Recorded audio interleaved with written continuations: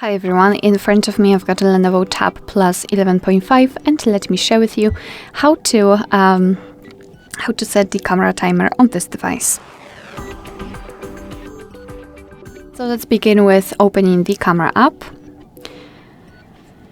And currently we are in the standard photo mode. So all we have to do is to open the settings. So the settings or other options in my case will be at the very bottom of this bar of the options and the three bars icon. So let's tap on it. And as you can see, the third bar is connected with the timer. So we've got off option, 3 seconds and 10 seconds delay. So all you have to do is to tap on the option you'd like to use. I will choose 10 seconds delay.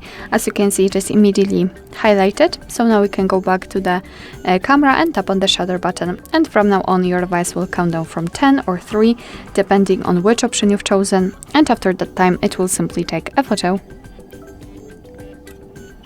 Okay, of course we can also turn it off whenever we want to. Just go back to this 3 bars icon and tap on this crossed out icon. And as you can see, we've got the countdown off, and from now on your device will take photos right after touching the shutter button.